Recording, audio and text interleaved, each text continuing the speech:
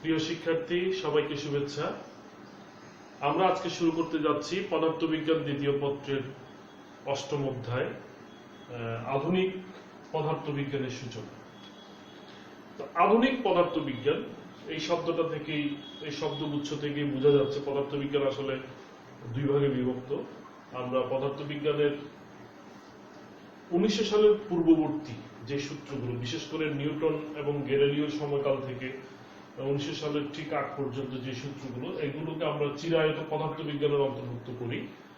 এবং এর পরবর্তীতে 1900 সালে বিজ্ঞানী ম্যাক্স প্লাঙ্ক তার বিখ্যাত কোয়ান্টাম তত্ত্ব, এবং এর 5 বছর পর বিজ্ঞানী আলবার্ট আইনস্টাইন 1905 সালে বিশেষ আপেক্ষিক তত্ত্ব দেন আমাদের। এইগুলো হচ্ছে পদার্থবিজ্ঞানের পূর্ববর্তী যে ধারণাগুলো, সেগুলোর ভিত নাড়িয়ে দেয়, নতুন যুগের সূচনা হয়। সে কারণে 1900 সালের পরবর্তী যেই তত্ত্বগুলো, কোয়ান্টাম তত্ত্বের পরবর্তী যে তত্ত্বগুলো, পদার্থবিজ্ঞানের তত্ত্ব, সূত্র, এই সবগুলো মিলিয়ে যে পদার্থবিজ্ঞান, সেটাকে আমরা আধুনিক পদার্থবিজ্ঞান বলে থাকি। তো আজকে আমরা এই সূচনা লগ্নের, আধুনিক পদার্থবিজ্ঞানের সূচনা লগ্নের যে তত্ত্বগুলো, সেগুলো এই অধ্যায়ে আলোচনা করা হয়েছে, এগুলো আমরা শুরু করব আজকে। এক্ষেত্রে আমরা প্রথমে আইনস্টাইনের বিশেষ আপেক্ষিক তত্ত্ব নিয়ে আলোচনা করব। তো বিশেষ আপেক্ষিক তত্ত্ব বোঝার আগে আমাদের বেশ কিছু রাশি আলোচনা করতে হবে। প্রথমত প্রসঙ্গ কাঠামো। এই প্রসঙ্গ কাঠামো সম্পর্কে আমরা পরিচিত, আমরা জানি, আমরা ভেক্টরেও পড়েছি এবং স্কুল জীবনের বিভিন্ন ক্লাসেও তোমরা পড়েছো। প্রসঙ্গ কাঠামো হচ্ছে, যেমন মনে করো প্রসঙ্গ কাঠামো হচ্ছে তোমার তিনটা পরস্পর লম্ব অক্ষ এক্স, ওয়াই, জেড। এই তিনটা পরস্পর লম্ব অক্ষ সাপেক্ষে কোন বিন্দু বা বস্তুর অবস্থানকে যদি আমরা প্রকাশ করি, তাহলে এই অক্ষটাকে বলা হবে প্রসঙ্গ কাঠামো। তো এটাকে আমরা আরেকটু সুন্দর করে বলতে পারি, কোন বস্তুর গতি বর্ণনার জন্য ত্রিমাত্রিক স্থানে যে কাঠামো বিবেচনা করা হয় তাকে বলা হয় প্রসঙ্গ কাঠামো বা ত্রিমাত্রিক প্রসঙ্গ কাঠামো, এটা বলতে পারি। এখন এই প্রসঙ্গ কাঠামোকে আমরা আইনস্টাইনের আপেক্ষিক তত্ত্ব বোঝার জন্য আমরা দুই ভাগে ভাগ করব। একটা হচ্ছে জড় প্রসঙ্গ কাঠামো এবং অপরটি হচ্ছে অজড় প্রসঙ্গ কাঠামো। তো জড় প্রসঙ্গ কাঠামো হবে দুটি প্রসঙ্গ কাঠামো, তারা যদি পরস্পরের সাপেক্ষে ধ্রুব বেগে বা সমবেগে গতিশীল হয়, তাহলে এই এক জোড়া প্রসঙ্গ কাঠামোকে আমরা বলবো জড় প্রসঙ্গ কাঠামো। যেমন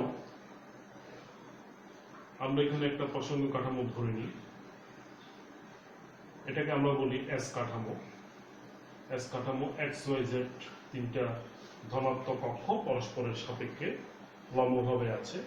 এই এস কাঠামোর সাপেক্ষে একই রকম আরেকটা প্রসঙ্গ কাঠামো, এটাকে বলি প্রাইম কাঠামো, x prime, Y prime, Z prime, এটাকে বলি এস প্রাইম কাঠামো।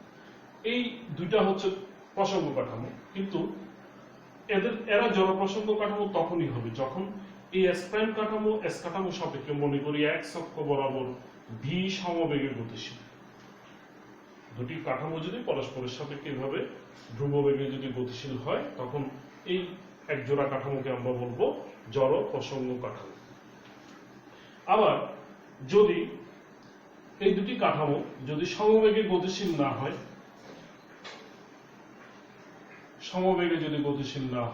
তাহলে তাদের মধ্যে যদি বেগের পরিবর্তন হয়, বেশিরভাগ ক্ষেত্রে আমরা জানি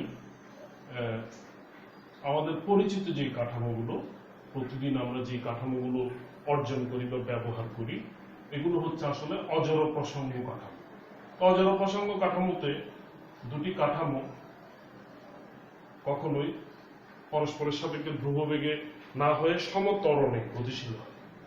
এই কাঠামো মনে করো এস কাঠামো সাপেক্ষে সমত্বরণে সরে যাচ্ছে, তাহলে আমরা এই একজোড়া কাঠামোকে বলা হবে তখন অজড় প্রসঙ্গ কাঠামো। আইনস্টাইনের বিশেষ আপেক্ষিক তত্ত্ব দুটি মৌলিক স্বীকার্যের উপর প্রতিষ্ঠিত। প্রথম স্বীকার্যটিকে আমরা আপেক্ষিকতার নীতি বলতে পারি। এই স্বীকার্যটি হলো সকল জড় প্রসঙ্গ কাঠামোতে পদার্থবিজ্ঞানের সূত্রগুলো একই রূপে থাকে। খেয়াল করো, সকল জড় প্রসঙ্গ কাঠামো উল্লেখ করা আছে, অর্থাৎ দুটি কাঠামো যদি সমবেগে গতিশীল হয়, আমরা এই যে জড় প্রসঙ্গ কাঠামোর কথা বলেছি, যেমন এটা মনে করো এস কাঠামো, এক্স ওয়াই জেড অক্ষ, আর তার সাথে সমবেগে গতিশীল এস প্রাইম কাঠামো।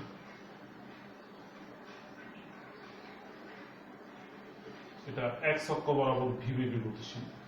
এই দুটি জনপ্রসঙ্গ কাঠামো, এই কাঠামোতে পদার্থবিজ্ঞানের সূত্রগুলো, এটাকে আমরা আপেক্ষিকভাবে ধরে নিই এটা স্থির, এটার সাপেক্ষে এই এস প্রাইম কাঠামোটা ভি বেগে গতিশীল হচ্ছে। তাহলে এই কাঠামোতে পদার্থবিজ্ঞানের সূত্রগুলোর রূপ যা হবে, এস প্রাইম কাঠামোতেও পদার্থবিজ্ঞানের সূত্রগুলো কিন্তু অবিকৃত অবস্থায় থাকবে। তবে এই ক্ষেত্রে একটা কথা আছে, যেমন এস কাঠামোতে মনে করো আমরা জানি বলের সূত্র F = ma। এস প্রাইম কাঠামোতে সেটা এখানে বলের যে মান হয়তো একই থাকবে না, মানটা পাল্টাবে, ধরে নাও F প্রাইম, কিন্তু এটার উভয় পক্ষ কোন সমীকরণ তখনই সঠিক হয় যখন তার দুই পক্ষ সমান থাকে। এখানে যেমন F = m × a, অর্থাৎ বল সমান ভর গুণ ত্বরণ। এখানে যদি F প্রাইমের মান F এর চাইতে ভিন্নতর হয়, তাহলে m এর মানও ভিন্নতর হবে, ধরে নিই সেটা m প্রাইম। আর এই ক্ষেত্রে ত্বরণে সেটা হয়তো ঠিক থাকবে না, ভিন্ন হয়ে যাবে, কিন্তু ভর এবং ত্বরণের যে পরিবর্তিত মান, তাদের গুণফল কিন্তু ওই বলের পরিবর্তিত মানের সমান হবে। অর্থাৎ পদার্থবিজ্ঞানের সূত্রটা অবিকৃত অবস্থায় থাকছে এখানে। এটাই হচ্ছে আইনস্টাইনের প্রথম স্বীকার্য। দ্বিতীয় স্বীকার্যটিকে বলা হয় আলোর বেগের ধ্রুবতার নীতি। আলোর বেগের ধ্রুবতার নীতি, আমরা একটু আগে বিবৃতিটা দেখি, স্বীকার্যের বিবৃতিটা। সেটা হলো, আমি একটু লিখছি, শূন্য স্থানে সকল জড় প্রসঙ্গ কাঠামোতে, সকল জড় প্রসঙ্গ কাঠামোতে আলোর বেগ একই থাকে, অর্থাৎ আলোর বেগের মান কিন্তু ধ্রুব থাকে। এটাকে বলা হয় আলোর বেগের ধ্রুবতার নীতি। সকল শূন্যস্থানে সকল জড় প্রসঙ্গ কাঠামোতে আলোর বেগ ধ্রুব, আলোর বেগ ধ্রুব। এই জিনিসটা উপলব্ধিতে আনা আসলে একটু কষ্ট, কারণ শূন্য স্থানে তো আমরা থাকি না, আমরা থাকি পৃথিবীতে। পৃথিবী একটা বায়ুপূর্ণ, একটা বায়ুমণ্ডল দ্বারা বেষ্টিত একটা অঞ্চল। শূন্যস্থান পাওয়া আমাদের জন্য কঠিন। এই আলো শূন্যস্থানে যে বেগে চলে, সে যখন, আমরা জানি জ্যামিতিক আলোক বিজ্ঞান আমরা পড়েছি, প্রতিসরণ চ্যাপ্টারে পড়েছি, আলো যখন শূন্যস্থান ছাড়া অন্য কোনো মাধ্যমে, স্বচ্ছ মাধ্যমের মধ্য দিয়ে যায়, তখন তার কিন্তু বেগ হ্রাস পায়। তাহলে এই স্বীকার্যটা আমাদের শূন্যস্থানের কথা বলা হয়েছে।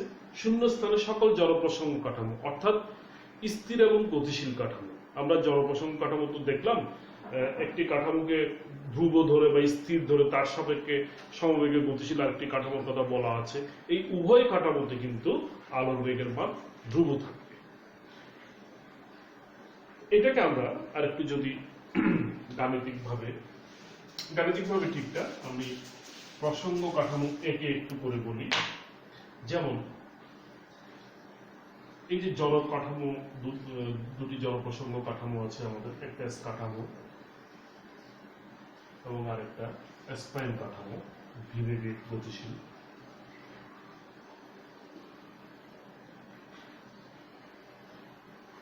মনে করো এস কাঠামোর একজন পর্যবেক্ষক বলি আমরা, অবজারভেটর, একজন পর্যবেক্ষক, তিনি একটি আলোকশিখা প্রজ্বলন করলেন।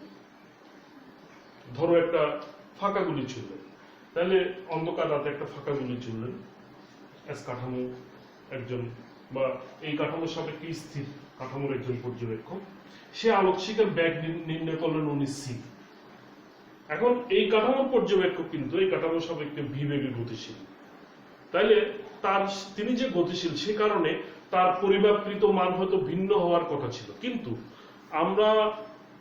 আমরা জানি এই মহাবিশ্বে সবচেয়ে দ্রুত গতি হচ্ছে আলো। আলোর সমকক্ষ, আলো বা তড়িৎচুম্বকীয় তরঙ্গ, অন্যান্য তরঙ্গের যে বেগ, তার সমকক্ষ অন্য কোনো বেগ হয় না। তো এই বিষয়টাকে, আলোর বেগ যে একটা অনন্য, তার যে মানটা অনন্য, সেই মানটাকে আসলে বিশেষ একটা গুরুত্ব দেওয়ার জন্যই এই স্বীকার্যটার অবতারণা। তো এস প্রাইম কাঠামোর পর্যবেক্ষক সে যেহেতু ভি বেগে গতিশীল, আমাদের সাধারণ হিসেব, গাণিতিক হিসেব মতে তার বেগ হওয়ার কথা ছিল C prime equal to C minus V, সে যেহেতু ভি বেগে গতিশীল। কিন্তু আইনস্টাইন বলছেন এর বেগও কিন্তু সি থাকবে, অর্থাৎ সি প্রাইম বলে আলাদা কোনো মান থাকবে না। এটাই হচ্ছে আইনস্টাইনের বিশেষ আপেক্ষিক তত্ত্বের দ্বিতীয় স্বীকার্য।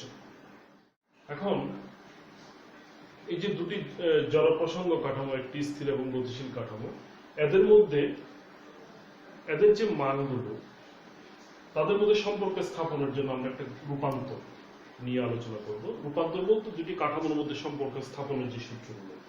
তো আমরা জানি স্থির কাঠামোর জন্য স্থির কাঠামোটি হলো এক্স ওয়াই জেড প্রসঙ্গ কাঠামো, আর গতিশীল কাঠামো এস প্রাইম বলি, x prime Y prime Z prime কাঠামো। এখন মনে করি এস প্রাইম কাঠামোতে কোনো একটি বস্তু বা বিন্দু পি, তাকে আমরা যদি এস প্রাইম কাঠামো থেকে তার স্থানাঙ্কগুলো নির্ধারণ করি, এক্ষেত্রে আমাদের মনে রাখতে হবে সময়ও কিন্তু একটা স্থানাঙ্ক। তাইলে পি বিন্দুর স্থানাঙ্কটাকে আমরা বলতে পারি এই কাঠামোর সাপেক্ষে X prime Y prime Z prime T prime. কিন্তু এই কাঠামো থেকেও তো তার একটা স্থানাঙ্ক মাপা যায়। এই এস কাঠামোর সাপেক্ষে তার যে স্থানাঙ্ক সেটি হলো এক্স ওয়াই জেড টি। আমরা এই যে স্থানাঙ্কগুলো এদের মধ্যে সম্পর্ক স্থাপন করব। এখানে আমরা প্রথমেই বলে রাখি আমাদের গাণিতিক হিসেবে সুবিধার জন্য এস প্রাইম কাঠামোকে আমরা ধরে নিই এস কাঠামোর সাপেক্ষে এক্স অক্ষ বরাবর ভি বেগে গতিশীল আছে।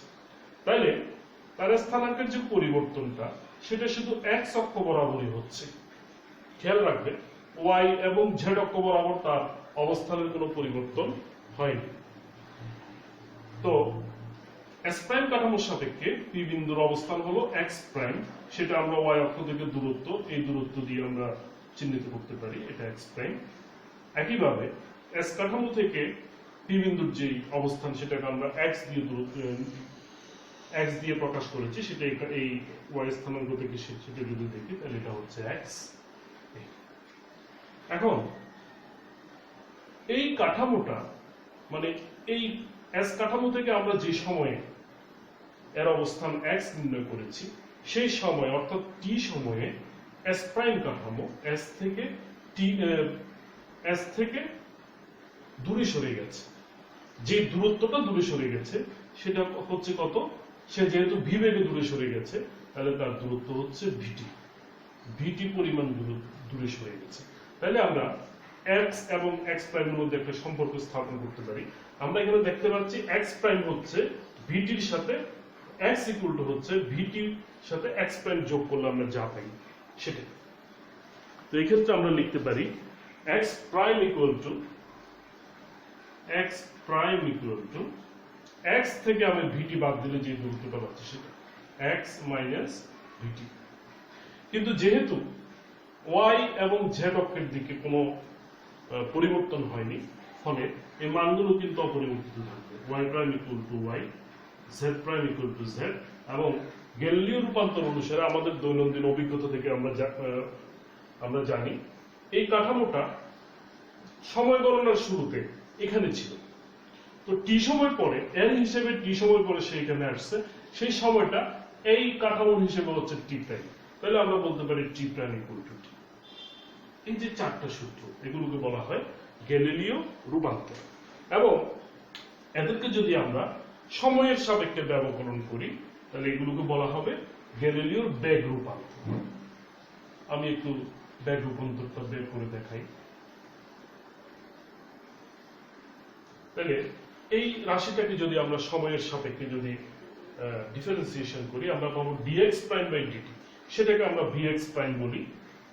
তাহলে vx প্রাইম ইকুয়াল টু হবে x কে যদি সময়ের সাপেক্ষে ডিফারেন্সিয়েশন করি dx বাই dt, সেটাকে আমরা v বলতে পারি, vx বলতে পারি, মাইনাস vt কে যদি সময়ের সাপেক্ষে ডিফারেন্সিয়েশন করি আমরা পাবো ধ্রুবক হিসেবে v কে পাবো। আর এখানে অপরিবর্তিত থাকবে মানগুলো vy prime equal two v y, vz prime equal two vz। এইগুলোকে বলা হয় গ্যালিলিওর বেগ রূপান্তর। কিন্তু এই রূপান্তর, গ্যালিলিও রূপান্তরটা আইনস্টাইনের যে বিশেষ আপেক্ষিক তত্ত্বের দুটি স্বীকার্য, এই দুটি স্বীকার্যকে ঠিকভাবে ব্যাখ্যা করতে পারে না। দেখা যাচ্ছে আইনস্টাইনের যে প্রথম স্বীকার্যটা আছে, অর্থাৎ আপেক্ষিকতার নীতি, সকল জড় প্রসঙ্গ কাঠামোতে পদার্থবিজ্ঞানের সূত্রগুলো একই রূপে থাকে, এই স্বীকার্যটা পদার্থবিজ্ঞানের তখনকার বেশিরভাগ সূত্র মান্য করলেও তড়িৎ এবং চুম্বকত্বের, তড়িৎ আর চুম্বকত্ব, তড়িৎ এবং চুম্বকত্বের সূত্রগুলোকে, এক কাঠামোর সূত্রগুলোকে যদি আমরা অন্য কাঠামোতে প্রকাশ করতে চাই দেখা যাচ্ছে সেগুলো বিকৃত হয়ে যায়। ফলে গ্যালিলিও রূপান্তর দেখা যাচ্ছে যথেষ্ট না আইনস্টাইনের এই যে বিশেষ আপেক্ষিক তত্ত্বটাকে ব্যাখ্যা করার জন্য ঠিক উপযুক্ত নয়। দ্বিতীয় আরেকটা সমস্যা, সেটা হচ্ছে আমরা জানি আইনস্টাইনের বিশেষ আপেক্ষিক তত্ত্বের দ্বিতীয় স্বীকার্যতা আলোর বেগের ধ্রুবতার নীতি। আমরা কিছুক্ষণ আগে দেখলাম বেগ রূপান্তরের বেলায় আমরা দেখেছি vx prime equal two vx minus v, অর্থাৎ প্রাইম কাঠামোর বেগ হচ্ছে s কাঠামোর বেগের চাইতে v পরিমাণ, যেহেতু প্রাইম কাঠামোটা s কাঠামো থেকে v বেগে সরে যাচ্ছে, v পরিমাণ কম হওয়ার কথা। এই হিসেবে যদি আলোর বেগ হিসেব করতে যাই আমরা c prime equal two c minus v হওয়ার কথা। কিন্তু আইনস্টাইনের দ্বিতীয় আপেক্ষিক তত্ত্ব বলছে সকল জড় প্রসঙ্গ কাঠামোতে শূন্য স্থানে আলোর বেগ ধ্রুব থাকবে, c প্রাইমের আলাদা কোনো মান হবে না, সেটা c হবে। তাহলে এই দুইটা ক্ষেত্রে যেহেতু গ্যালিলিও রূপান্তর কার্যকর নয়, ফলে আমাদের এই ক্ষেত্রে আমরা গ্যালিলিও রূপান্তর দিয়ে আইনস্টাইনের বিশেষ আপেক্ষিক তত্ত্ব আসলে সঠিকভাবে ব্যাখ্যা করা যায় না। এক্ষেত্রে নতুন একটা রূপান্তরের প্রয়োজন। সেই সমস্যাটা আইনস্টাইন, এই যে রূপান্তরের সমস্যা, সেটা লরেন্স রূপান্তরের মাধ্যমে উনি এই সমাধানটা খুঁজে পেয়েছিলেন। আইনস্টাইন লরেন্স রূপান্তরের মাধ্যমে তার বিশেষ আপেক্ষিক তত্ত্ব ব্যবহার করে দৈর্ঘ্য, ভর এবং সময়, এই তিনটা মৌলিক রাশির আপেক্ষিকতাকে ব্যাখ্যা করে। তা আমরা এখন লরেন্স রূপান্তর সমীকরণটা আসলে এটা কিভাবে গ্যালিলিওর যে প্রবলেমটা, গ্যালিলিও রূপান্তরের যেই সীমাবদ্ধতা, সেটাকে কিভাবে কাটালো সেটার জন্য গাণিতিক ব্যাখ্যা আছে। আমাদের এত বিশদ আলোচনা না গেলেও চলবে, আমরা শুধু ইকুয়েশন গুলো দেখিনি। আইনস্টাইন যে লরেন্স রূপান্তরের যে ইকুয়েশন গুলো ব্যবহার করেছিলেন সেগুলো হলো, যেমন আমরা যদি গ্যালিলিও রূপান্তর গুলো একটু দেখি, গ্যালিলিও রূপান্তর ছিল x prime equal to x minus vt। Lorentz রূপান্তরে সেটা দাঁড়ালো, লরেন্স রূপান্তর বললেন না এই রাশিটাকে একটা অনন্য একটা মান দিয়ে ভাগ করতে হবে, x prime equal to x minus vt divided by root over 1 minus v square divided by c square. এটা গাণিতিক হিসেবের মাধ্যমে উনি বের করেছিলেন। y prime equal to y, ঠিক আছে, z prime equal to z, ঠিক আছে, কিন্তু লরেন্স বললেন t প্রাইমও পরিবর্তিত হবে, t prime equal two t। গ্যালিলিওর এই ধারণাটাকে উনি একটু পরিবর্তিত করে উনি আমাদের এই সূত্রটা দিলেন। t প্রাইম ইকুয়াল টু আমরা লিখতে পারি t minus bx by c square divided by root over 1 minus v square by c square. এই চারটা মান যে রূপান্তর, এগুলোকে বলা হয় লরেন্স রূপান্তর। তবে আইনস্টাইন সরাসরি এই রূপান্তরগুলো ব্যবহার না করে এগুলোর বিপরীত যে মান, সেই বিপরীত মানগুলো ব্যবহার করেছিলেন। আমরা এখন লরেন্সের বিপরীত রূপান্তরের মানগুলো লিখব।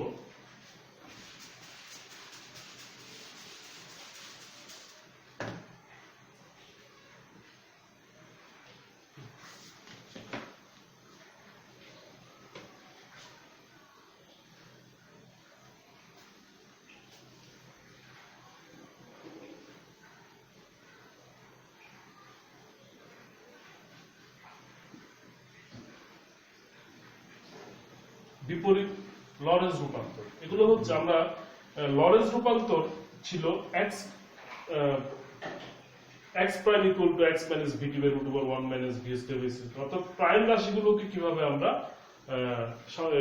স্থির কাঠামোর সাপেক্ষে প্রকাশ করব। এখানে উল্টো আমরা স্থির কাঠামোকে গতিশীল কাঠামোর সাপেক্ষে প্রকাশ করব, অর্থাৎ x ইকুয়াল টু হবে x prime plus vt prime divided by root over 1 minus v square by c square. এখানে আমরা লক্ষ্য করব এখানে এই চিহ্নটা কিন্তু পাল্টে গেছে।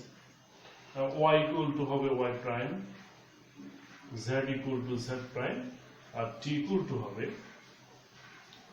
t prime plus bx prime by c square, t prime plus bx prime by c square divided by root over 1 minus v square by c square. তো লরেঞ্জের এই বিপরীত রূপান্তর ব্যবহার করে আইনস্টাইন তার দৈর্ঘ্য, ভর এবং সময় এই তিনটা মৌলিক রাশিকে একটা কাঠামোর মানকে ভিন্ন একটা কাঠামোর মানের মাধ্যমে প্রকাশ করে দেখিয়েছিলেন।